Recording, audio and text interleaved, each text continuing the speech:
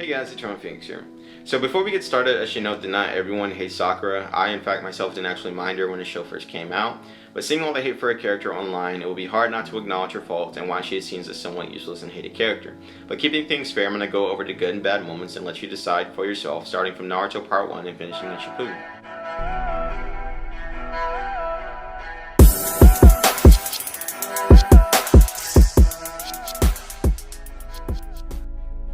So in the original Naruto, Sakura's open affection for Sasuke didn't seem like an issue due to the somewhat love triangle vibes that I thought the story was going for, but as things progressed and it seemed that everyone minus Hinata was after Sasuke, to which it appeared to be a one-sided affection I might add, I assumed that maybe Naruto would get his chance later on, but soon my views on this would change.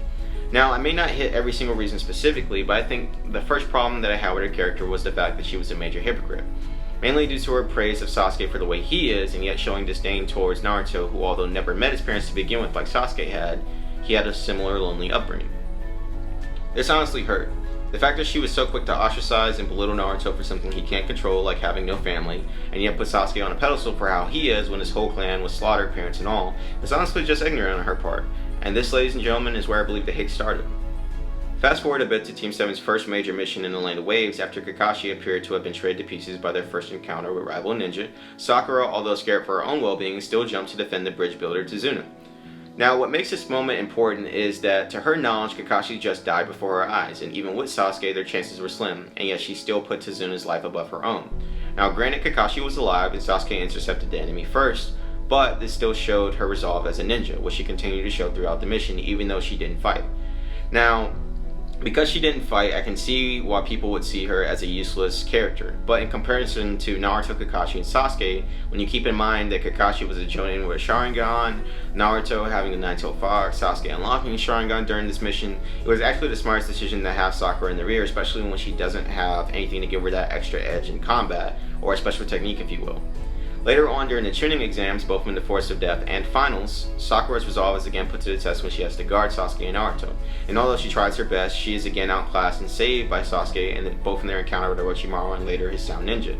Even when she has a moment of clarity like that of Naruto when he stabbed his hand to drain the poison, her equivalent being cutting her hair, the follow-up to this moment being her fight with Ino, which of all the fights was the most unengaging. Now, this isn't to say that her fight wasn't worth watching, but of all the fights, if you were to ask someone which ones they remember the most, it would most likely be Rock Lee versus Gaara, followed up by maybe Sasuke's fight, Naruto's fight, or even Hinata versus Neji. And the problem is, for her to be a main character and end her fight in a double knockout / draw versus what can be seen as one of the weakest fighters at that time, it just doesn't say a lot for her character. As the rivalry between Sasuke and Naruto heated up and they learned new techniques respectively, with Naruto and the summoning jutsu and then the Rasengan, and Sasuke with his Chidori and later Curse Mark, Sakura slowly took the back seat to things, not just being on the weaker side of things physically, but in terms of technique and jutsu. Even though she was talked up as having a better mastery of chakra than Sasuke and Naruto in the Land of Waves, on top of her supposed skill in Genjutsu, this would all come full circle with the Sasuke retrieval arc, where after putting her faith in Naruto and begging him to bring back Sasuke, even with all the mistreatment she gave him up to that point, she realized that Naruto had the best chance of bringing back Sasuke rather than herself. And this was also her driving force to get stronger and train under Lady Tsunade for 2.5 years.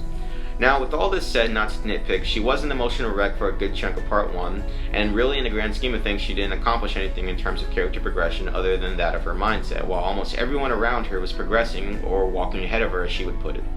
But do I think she was a bad character? No. The show is called Naruto, and with that, he has advantages over other characters, and as the main protagonist, I don't expect Sakura to completely match up with that of Naruto and Sasuke, in the same way that I don't expect Krillin to be as powerful as Goku, even though they started their training under the same teacher at the same time. More or less, I just say that Sakura as a character didn't have as many opportunities as her peers. It seemed like everyone had an ability or technique that made them stand out in one way or another, or had a mentor to push them to certain levels, whether it be Rock Lee and Guy, Kakashi and Sasuke, Naruto and Jiraiya.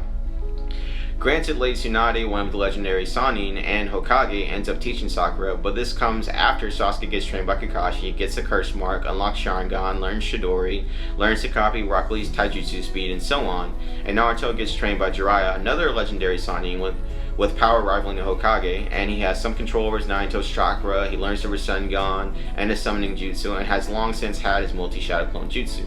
With that in mind, I believe Sakura in Part 1 at the very least was half wasted potential in poor writing and half her feeling sorry for herself, but I'd love to hear what your opinions are in the comments. So this was part 1 of a 2-part video. If you guys like it enough, I'll be sure to get out part 2 as quick as I can. Eternal Phoenix, signing out.